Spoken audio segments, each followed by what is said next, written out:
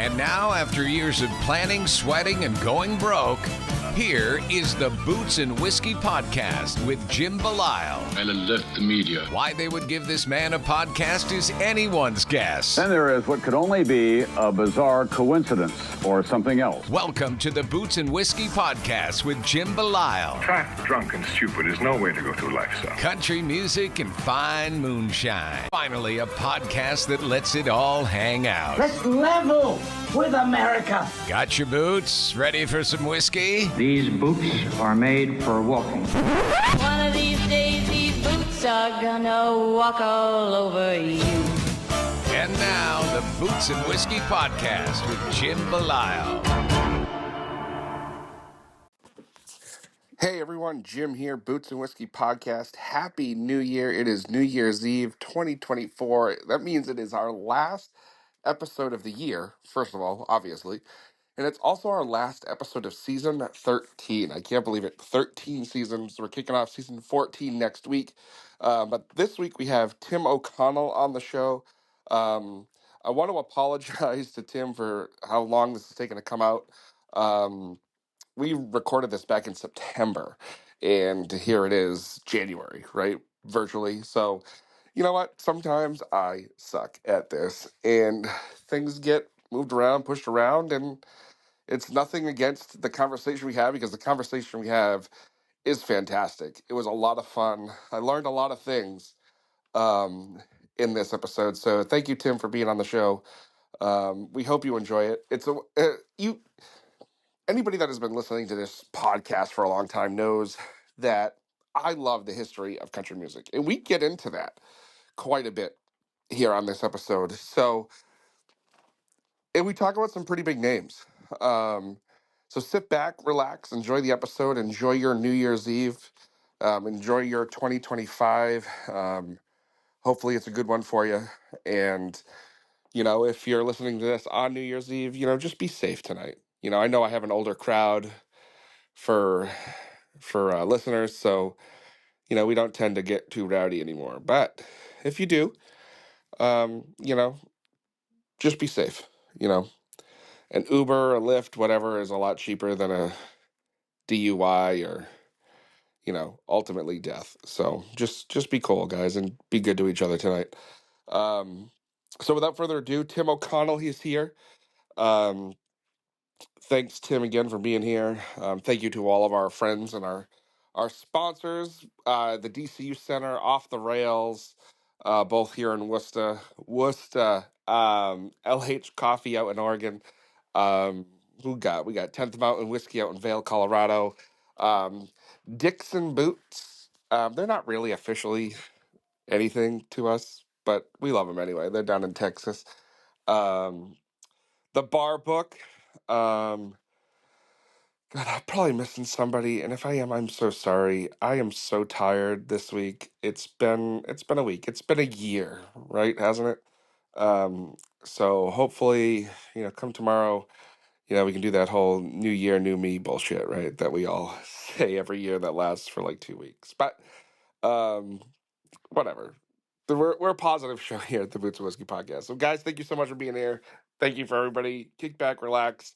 If it's your first time here, welcome. If it's your 270th time here or whatever it's been, welcome back. You know, all about us here. It's all about real people, real stories, real country. We hope you enjoy. Cheers. Cool. All right. Well, Tim, thanks for being on the show, man. Thanks for having me. I appreciate it. Absolutely. This is probably one of the easiest laid back interviews you'll ever do. We're literally just we're gonna talk about you, more or less. Okay. You know, nothing crazy. I'm gonna kind of turn it over to you and let you kind of tell us who you are, what you're doing, and I'm gonna jump in along the way. I know we can see each other on video right now, but when this releases, it'll all be audio because I'm not that tech savvy. Okay. All right. Well, my name is Tim O'Connell. I'm a songwriter. I've lived in Nashville since 1973, and I'm about to release my fifth CD, which will come out on October 18th. And it's part 3 of a trilogy that I started a few years ago that tells the story of a young guy who came to Nashville to be a star he falls in love and pays his dues, has a hit record. After he has a hit record, his life sort of falls apart because his wife leaves him and he loses his label deal. And in part 3, which is the current album, he had been drinking and drugging, and in part 3 he goes through recovery, comes out feeling like a new man, and discovers that in his absence the music business has sort of changed, and he's reduced to going out as somebody else's opening act now, which is a little hard for him to deal with, but he ends up dealing with it. And after several years apart, one night he meets his ex-wife in a club, and turns out the guy that she left him for has left her. So she's single again, he's single again. They get back together, fall in love, and just when it looks like they're going to live happily ever after, they find out that she has cancer. Jesus Christ, Tim. So it's real life. It's real life. No happy endings with this one. So at the end of part 3, he's an older man living by himself and looking back on his life. And the final song is a song that Johnny Cash recorded called "A Singer of Songs," which is sort of a guy looking back on his life and realizing he wasn't a great man, but he touched a lot of people with his music. So there's nothing wrong with that. Now, I have to ask the elephant in the room question. Where does this come from? Where does this story come from? How autobiographical is this? Oh, it's not very autobiographical. No, okay. Other than I moved to Nashville in the 70s hoping to become a star. But no, not other than that, not much of it is autobiographical. I have had 3 kinds of cancer, so I know a little bit about that. Damn. But it's not autobiographical, really. But So- where it came from, I've been writing songs since 1969. So I had a whole songbook of songs, and I was looking at them, and I realized, you got enough where you could put together a story, and I just selected the ones that presented a pretty interesting story, I thought. So I already had the songs. It's not like I, suddenly wrote 50 songs for this album. For these albums. Right. Yeah. Now, so when you came to Nashville, what was your hope? What was your, what made you, first of all, what made you do it? Well, it's a little bit complicated. My wife grew up just outside of Nashville. And when I was a senior in college, her father died. And she wanted to move back to Nashville to be close to her mother, which was fine with me because I wanted to be a songwriter. So it was dual purpose. We moved back so she could be close to her mother, but also I was hoping to get a start in the music business. So, that was 1973. I was here 26 years before I got my first cut as a songwriter. Damn. That just goes to show you don't give up on your dreams, right? That's right. So what did you do while you were, doing all that? Well, I had jobs. The first job I got, I worked for the U.S. Department of Agriculture. We worked on a program to eradicate brucellosis in cattle. And I used to go out to people's farms and get blood samples from their cows and test their cows. And it was a pretty nice job, really. Yeah. Now, how long did you do that for before you could not do that? Oh, I had a day job all the way through. Okay. I've never been I've been a full-time songwriter in my head, but Sure. as far as making a living as a songwriter, I always had a day job. I've always had a day job, and then I retired at the end of 2010. So I guess since then you could call me a full-time songwriter, but I'm still not making a living at it. Yeah. So when you're writing these songs and doing all these things, are you? I know it's not like what it is now, right? But were you ever putting things out as you were going? No. See, it's it's pretty expensive to be an unsuccessful songwriter. Yeah. So I don't play guitar. I don't play piano. The only instrument I play is harmonica. So I couldn't even make a simple little work tape by myself unless I hired somebody, Yeah. and it gets kind of expensive to hire somebody to record every time you write a new song. But what was a great thing for me was when Apple came out with GarageBand software, Yeah. Yeah. and I got pretty good at GarageBand software. So now I can make a decent demo all by myself without help from anybody, and it doesn't cost me anything. So Right. so since then, I've been able to put stuff out just to pitch to other people. I put my first album out in 2010, so I'd been here a pretty good while before I put my first album out. Damn. So I like that just mind blowing to me on how much, how long you were there before you. Was there ever a conversation where you were like, I want to do this? I mean, I guess timing is everything, right? Um, was there ever conversation about putting out something earlier? No. No. Damn. I mean, I had a few little demos that I pitched to publishers here and there, but as far as my own stuff, no. I mean, no, I couldn't afford it. It Right. costs a lot of money to put out an album. Damn. So you've been living in Nashville this whole time Yeah. with this dream, Yes. and just really, for argument's sake, just recently started to do something. Yes, that's true. Yeah. Holy Yeah. shit. And see, for a long time, I mean, I carried these songs around just in my head because because I had no way of getting them on tape. I mean, Right. so a lot of these songs I've carried in my head for years. So Damn. it feels great to get them out and actually have the songs sound like they did in my head all these years. Right. Yeah. It's kind of like the voices, Voices of what? Anything. Your voice is in your head. Oh yeah. I had the voices in my head. Yeah. Wow. So how long, I know you had said you had all these songs, right? Were they all written down or were they all in your head?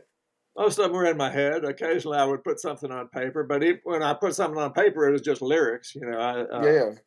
I didn't have anything recorded. Trying to think. Actually, I got an appointment with Johnny Cash in 1973, just a few months after I moved here, and believe it or not, I took him a tape of me singing a cappella because I didn't know anybody. I didn't know anybody to try to record songs with a guitar player or anything. So I took Johnny Cash some a cappella tapes. Damn. Now, how did that go? Well, it went pretty well, actually. He was nice enough not to throw me out of his office because I came in with a cappella tapes. And he said, you got to get these songs properly demoed. But from what I hear, I think you've got a future as a songwriter. So all those years where I had nothing happening and no positive reinforcement from anybody, I still had in the back of my mind Johnny Cash telling me that he thought I had a future as a songwriter. So Right. I always had to look forward to, So I'm finally coming into my future. Yeah. Now, so how old are you when that meeting happens? 22. Now, I mean, at that point, Johnny Cash is, he's not just a newbie, right? Oh no, he was. Well, I wouldn't say he was at the peak of his popularity, but he was still a huge star. It was before Yeah. it was before his career started to go downhill. He was Right. still a huge star at that point. Now, that had to have been nerve-wracking in and of itself. Going out to see him? Yeah. No, actually, it wasn't. No? I think I would have shit directly into my pants, Tim. I mean, I was a little nervous, but I wouldn't call it nerve-wracking. I mean, all I had to do was put a tape on and let him listen to it. It's not like I had to perform live for him. Right. So it wasn't that bad. It wasn't that bad. And he was really nice, so that made it easy. Yeah. Now, when you say you went to go see him at his office, is it like what I'm picturing where he's like sitting behind a desk and... Yeah, I was there for a little while, and then he came in. He said, "Let's go on back to the office." So he sat down at his desk, and in those days, I think it might have even been before cassettes. But I had a reel-to-reel tape, and he got somebody that worked for him to put the reel-to-reel on the tape recorder, and we sat and listened to it. And I mean, yeah, he sat behind a desk and listened to these big speakers he had in his office. Damn. Like not for nothing. Like I would have ran with that. If Johnny Cash were to say to me, "Hey, you've got a future here," I'd be like, "This is all I'm doing. This is all I'm doing." And how would you have paid the rent? I don't know. I don't know. That was the key thing. Yeah. The rent still had to be paid, That's true. That's true. And I couldn't tell my wife, well, I can't make the rent payment this month because I spent all the money on demo tapes. Right. I just never did that. You can't say to her, "Hey, honey, Johnny Cash says there's something here." But see, the other thing is, in those days, I didn't have a whole lot of self-confidence. I mean, he told me I had a future as a songwriter. He told me to get my songs properly demoed and get back in touch with him. But I didn't know anybody. I didn't know a soul in Nashville.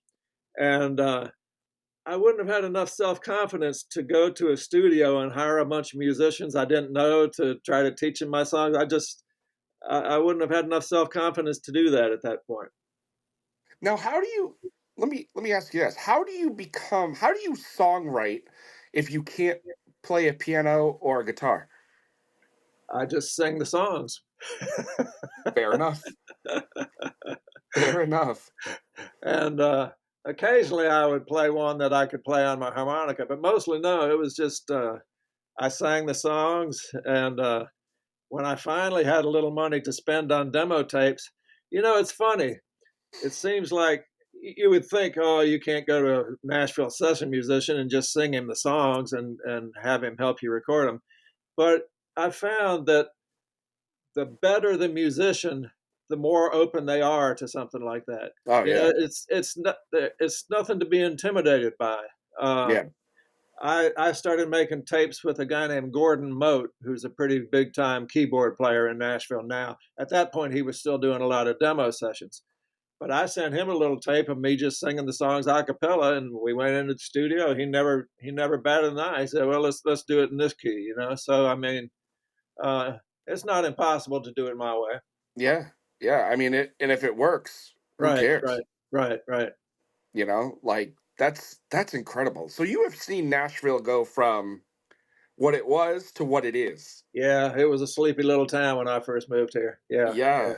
Now, is there any part of Nashville that's still like that you could, you go to a certain part of the city and you're like, this is how it used to be? Well, the neighborhood where I live is it has historic zoning. Okay. So the neighborhood where I live now has not changed much in 50 years because the zoning won't allow it to change. Yeah. Every other neighborhood in Nashville where there's a vacant lot, they put up two skinny houses. Yeah. Like 3-story houses, and they squeeze them into the lot, and they'll put 2 houses per lot. You can hardly find a residential neighborhood that doesn't have that going on anymore.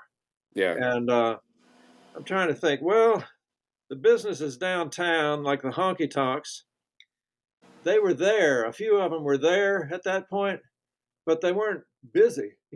Right. I mean, Tootsie's has always been there. Tootsie's was there before I got here. Right. And Tootsie's, there used to be a crowd. On Saturday night when the Opry was in session, it was right across the alley from Tootsie's. Right. Tootsie's would be busy on a Saturday night. But on a normal weeknight, I mean, you could drive downtown and park on the street, find a place to park. The parking didn't cost you anything. There was no trouble finding the parking place. Now you go down there and there's 3,000 people walking the streets. You can't find a place to park that costs you less than $20 for half an hour. Right. So the thing is, the sad thing is, people who live in Nashville now do not go downtown because it's too expensive to park. And it's fucking dangerous. Yeah. Unless, I mean, some people go to a hockey game, and I guess they pay the parking to do that. But it ends up costing you $100 to see a hockey game. It's kind of outrageous.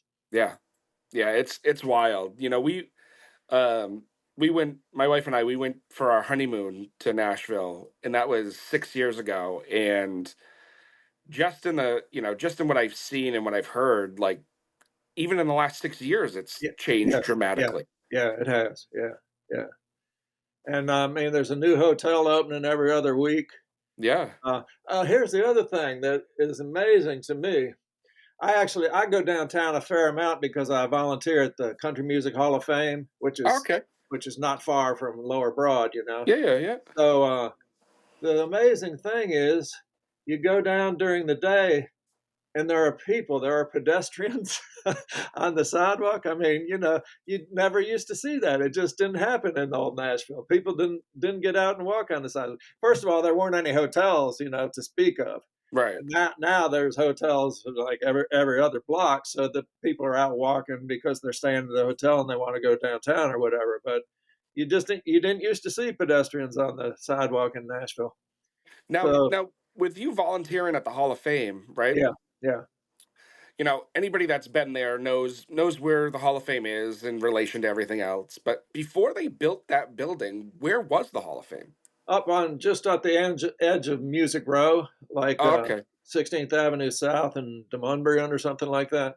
And it was a small little building. I mean, nothing like what it is now. Yeah. Now it's this huge, huge edifice, and they have a tremendous archive and everything. When the Hall of Fame was up on Music Row, I mean, it wasn't much bigger than a good sized house. It wasn't very big. But now it's a beautiful place. Yeah. Yeah. It really is. When we took the tour, when we did the tour there, we also did the one where we went to Studio B, Okay. and even going to that was pretty remarkable. Yeah, yeah, yeah.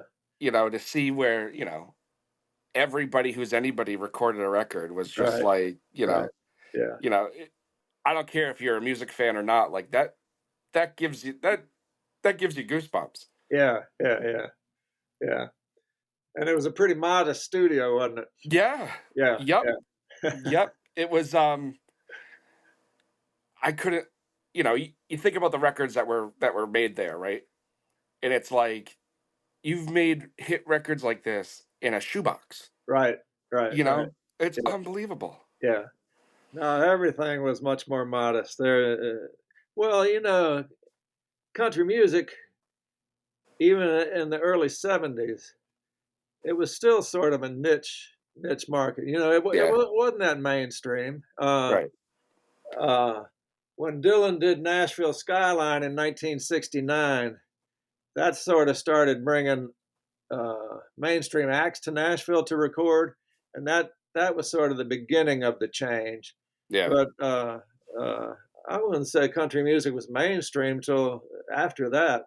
I don't know. I'll tell you when it became pretty mainstream was Urban Cowboy, whatever year that was. Yeah. That sort of made country explode, and that brought it to a great big audience. Right. And it's funny because country, over the years, this is where I'm going to probably nerd out a little bit, because I don't get to talk about the history of country music very much, because usually my guests are, 25-year-old kids trying to, Yeah.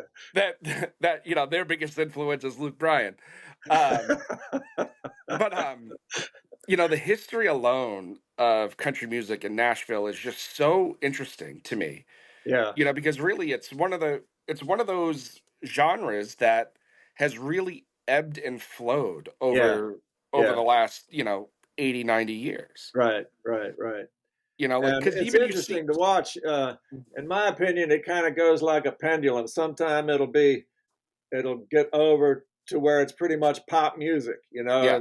and then something will happen and it'll swing, and the more traditional music comes back, and you can't find a pop act that can get a label. But the like, I guess the class of '89, you're familiar with that. Yep. Yeah. Well, that took it back to tradition, and then and now now you're hearing rap on country music stations, which to me is kind of a disgrace. Right. Yeah. No, I get it. I totally get it. Because it's like, you think about it, right? Like 80s country was great. It was it was still low key enough, and then the '90s came around, and you started seeing bigger acts like Garth and Shania and Right, Travis Tritt, and right.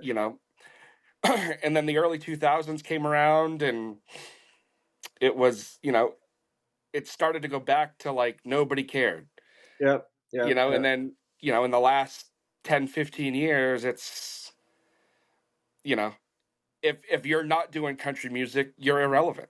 yep, yep, yep, yep.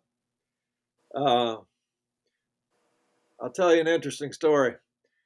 In 2002, I was working as a park ranger out at Old Hickory Lake, and I used to deal with the people whose property joined the lake. So this guy called me, and he said, "We're moving to Old Hickory Lake. We're going to buy a property. Could you come out and meet with us and tell us the rules and everything?" I said, "Yeah." He said, "I got a daughter who's 14 years old who wants to be a songwriter, and I think we're going to get her a label deal."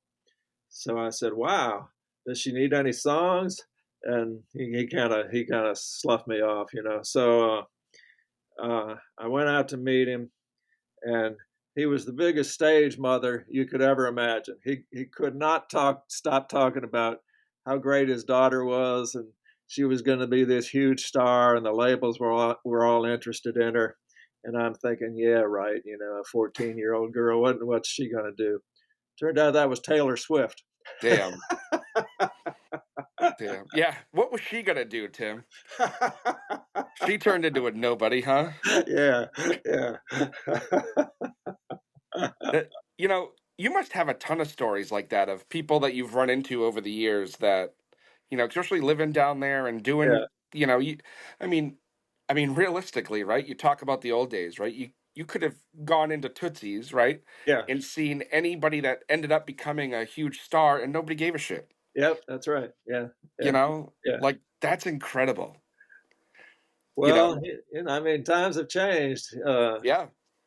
It used to be a much easier place. I'll tell you, uh, before '73, I moved down here when I was 19, and I lived here from fall of 1970 to spring of 1971. Then I went back to college, and then we moved back here in '73. But when I first moved here in 1970, it was so laid back. You've heard of Tree Music, Tree Music, huge Yeah. publishing company. All right. Yep. I called Tree Music out of the blue on a Tuesday to see if somebody would listen to my songs. The receptionist said, "Can you come in Thursday morning?" I mean, she didn't know me from Adam, but I Right. got an appointment, and I went in and I played my songs for Curly Putman. Yeah. Green Yeah. Green Guys from Home. I mean, you could not even get an appointment to talk to the receptionist now. Right. It's just impossible. So Right. that's how easy it was. Unfortunately, my songs were not very good at that time. If I'd had good songs at that time, it would have been easy to move on up the ladder. But I was 19 years old. Yeah. So now with the albums you've put out in the last few years, and now with this one being the final of the trilogy, like are you are you happy with where you are and what you've done? Yeah, yeah. Yeah. Uh, naturally, I would have liked to have had some big hit records, but I could live with myself. That's awesome. I'm not unhappy where I am. The great thing is, I've never had to sell out. Yeah. I've never had to put out an album I didn't like. I've never had to rewrite a song or give somebody the publishing on a song that I didn't want to. Uh, so there's pluses and minuses for as far as the trade-offs you have to make. I haven't made any trade-offs, but I'm not hugely successful. But I haven't had to sell my soul to get hugely successful. Right. Right.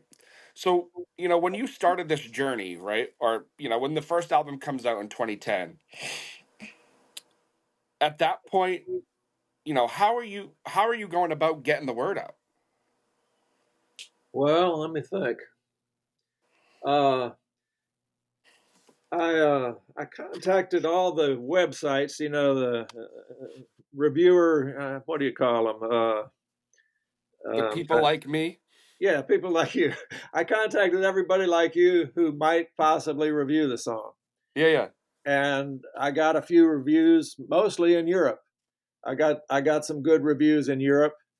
And see that when I don't know if you know this, but Cash did record one of my songs eventually, the song called "A Singer of Songs."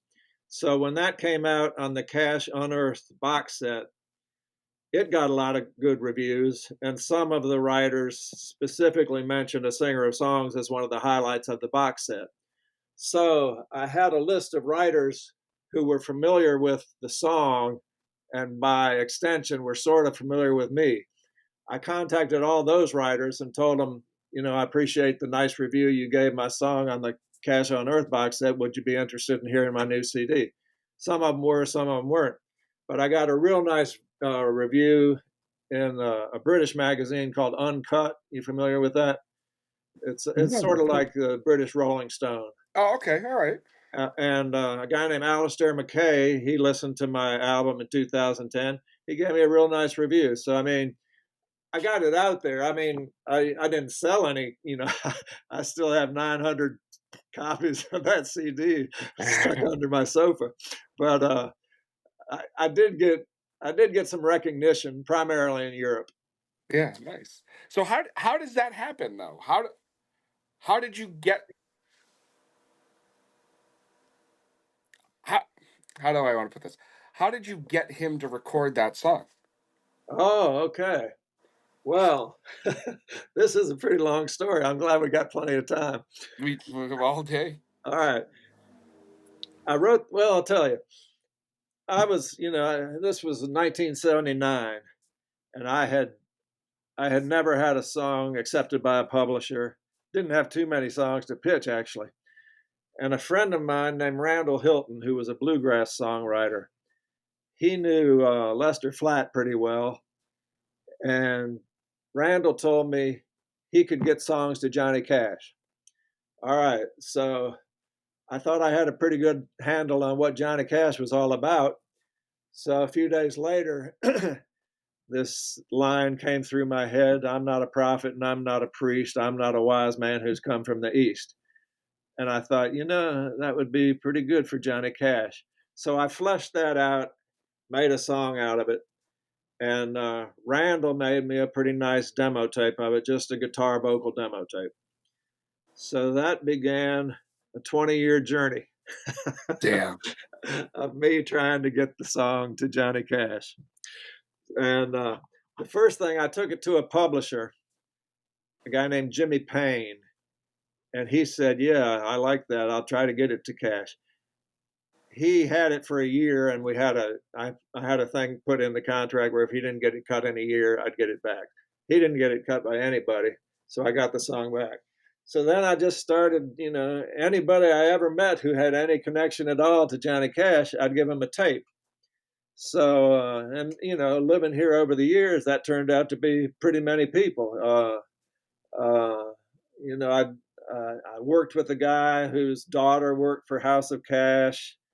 At one point, I was working as a driver for DHL, which is like Federal Express, and one of their clients was Mercury Records, and that put me in Mercury Records' office on a regular basis. So I gave a tape to the president of Mercury Records, who Cash had just signed with, and I'd meet different people, and over the years, probably 12 or 15 people I'd give a tape to. All right.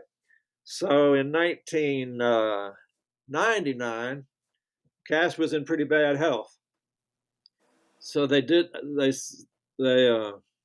were doing this special for him live in someplace in New York, a television special, and a lot of people were performing on it. And I thought, I bet they're doing this because he doesn't have that much longer to live. So I thought, if you're ever going to get this song to him, I mean, you've been trying for 20 years. If you're going to get it to him, you got to get it to him now.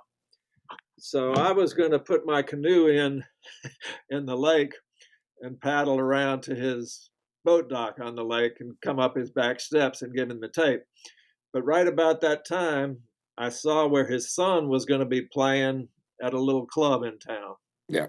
And I thought, his son is playing and he doesn't play that much. There's a good chance Cash might show up to this performance of his son. So I went that night to the club with 3 or 4 tapes in my pocket, hoping to give one to Cash. All right, so the band was real late. I mean, the show was supposed to start at about 8 o'clock, and I waited and I waited and I waited. Finally, about 9:30, the band got there. And as they got their stuff unpacked, John Carter stepped up to the microphone and said, "Does anybody have any harmonicas?" So that's the only instrument I play, but I didn't have any with me. Oh. But the great thing was, it wasn't that far from my house. So I drove home, I got my harmonica case, I drove back to the club, and as I was coming in the front door, John Carter was coming off the stage after the end of his first set. And the stage was right near the front door. So we sort of bumped into each other. And I said, "Did you really want harmonicas?" And he said, "Yeah, Eddie wants to play with the band." I said, "Who's Eddie?" He said, "Eddie Money." Eddie Money was there. Jesus Christ, Tim. Eddie Money was there, and he wanted to play a song with the band that had a harmonica part on it. So I talked to Eddie Money, and I said, "Yeah, you can borrow my harmonica." All right.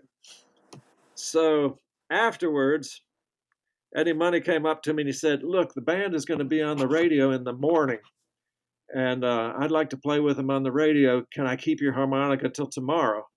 And I thought, oh, hell, I'll never get this back. But John Carter talked to me, and I said, "He's talking about borrowing my harmonica. Do you think I'll get it back?" And John Carter said, "If you trust me to get it back, I'll make sure you get it back." All right. So I lent him my harmonica, which meant I had to meet up with John Carter the next day. So to get the harmonica back. All right. So I called him and he said, "Yeah, come on out to my father's recording studio out by our house, and I'll give you a harmonica back." So I knew where it was. I drove out there, and John Carter was there. He was working on something. I can't remember what he was working on, but I told him, "Look, I've been trying to get this song to your father for 20 years. Do you think you could listen to it?" And he didn't really want to, but I'd sort of done him a favor, by lending Eddie Money the harmonica. So he said, "Yeah, I'll listen to it."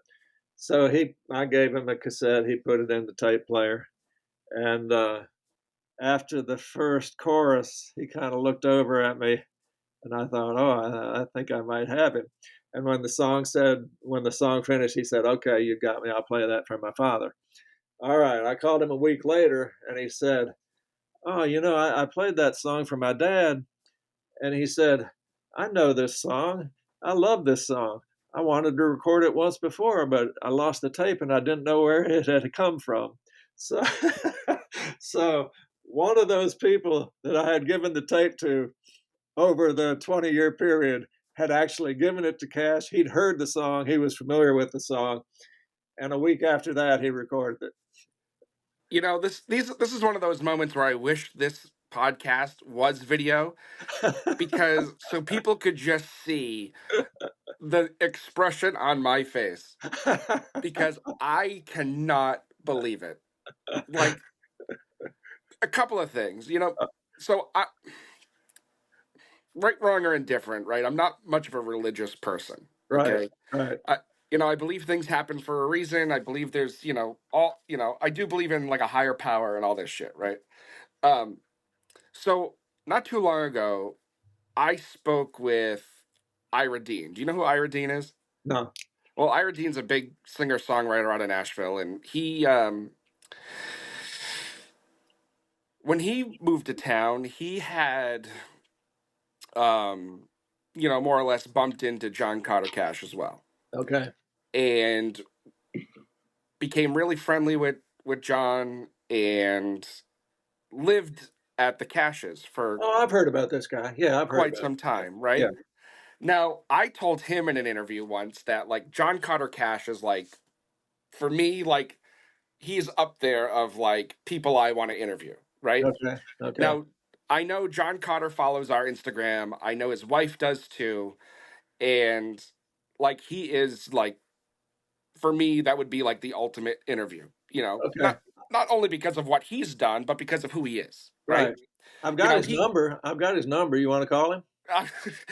Tim, I think he would shit his pants if I just was like, "Hi, is this John Cotter Cash?" You'd be like, "How the hell did you get my number?" I'd be like, "Don't worry about it." But it's funny you say that because that's usually what happens, right?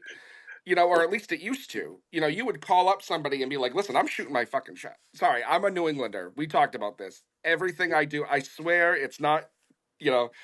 Um, but yeah, I have the balls to you take that number, call, and be like, "Hi," Well, because it would be no problem. He'd be happy to talk to you. I'm sure he would.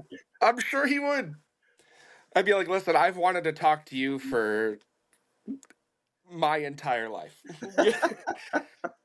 Because like for me, like Johnny Cash was and is like, I remember the first time hearing Johnny Cash and like it was like, wow. And like growing up in this house, Yeah. with my parents and stuff, like there was no country music. Oh, okay. My dad's side, and I tell this story all the time in this podcast, or I used to. My dad's side, they were all the country music folk. Okay. The Johnny Cashes, the George Jones, Tammy, the whole, Right. what I would consider the classic stuff now, Right. right? But as a kid, all that stuff sucked. It was just awful. Because you're a kid, you don't know any better, right? Right. I grew up in a house where it was Van Halen, AC/DC, the Okay. Beatles, Okay. Pink Floyd, that sort of thing. Yeah. And I've always been into history, right? And you see these guys, and I've always been into music, and you see these guys and these girls, and you dig and you find out their actual stories and that's why I like doing this show the way I do, because you get the history, right? Right. You get the stories behind the music. Right. I famously say all the time to my guests, like, I don't give a shit that you have music out. I want to have a conversation. Okay. Which is what we've been doing, which has been a blast. Right. And when you start digging into Johnny and his history and even the history with June Carter, and it's mind-blowing. Yeah. And I think a lot of people don't realize the actual story that's there. Yeah. It was years and years and years before the two of them even got together. Right. But you watch the movie, right? And you think it was like, Yeah. well, one day he's married to one person and the next day he's married to June Carter. And it's like, that's not even close to what happened. Right. And it's just such he's such a fascinating figure. Not even forget about the music, but in history. Yeah. And, and I know John Carter is a little reserved when it comes to talking about those sorts of things. And like, I get it. Yeah. Because of course you are, right? But after watching, did you watch on, I forget which one it was, Paramount Plus or something, they did like a documentary about his mom. No, I haven't seen that. And no. it's called June, and it's like it takes you from like birth to when she dies, right? Okay. And they get into a big chunk of it once her and Johnny got together, and it was like a lot of that relationship and a lot of their marriage, like a lot of things in that like hit pretty hard. Yeah. And it was just really nice to see. I say nice not in like a happy way, but like a comforting way where it's like, yeah, these people are huge stars, right? But they still went through real life shit. Oh yeah. And like that's what's so fascinating about it. Yeah. Because we put these people on a pedestal, right? Where it's like, oh, Johnny Cash is untouchable. But like anybody that knows anything knows that Johnny Cash was anything but untouchable. Right. You know, he could have went a whole other way than he did. Yeah. But yeah, it's you know, to get that story, you know, more or less firsthand. Because I'll I'm email you. ruthless, I would push John Connor Cash to the point of like uncomfortableness. I'd be like, give me these stories, bro. I'm trying to make a name for myself here. I'll email you his number. You can call him. I will. I just might. I just might say fuck it. Be like, hey, a little birdie gave me your number, and I've been trying to reach you for years. And I said, you know what? I won't even tell him where I got it. No, that's good. That's good. I mean, I don't think he'd care, but it'd be fine if you don't tell him where you got it. All right. I mean, unless if I do name drop, unless it will help. No, it won't help you at all. I called him yesterday, as a matter of fact, and got his voicemail. He hadn't returned the call, so you might just get voicemail. That's fine. That's fine. I'll leave a message. I really at this point, Tim, I don't. You know, everybody likes to tell me that I live in my own world. Yeah. So you know what? If that's going to be the case, I'm gonna.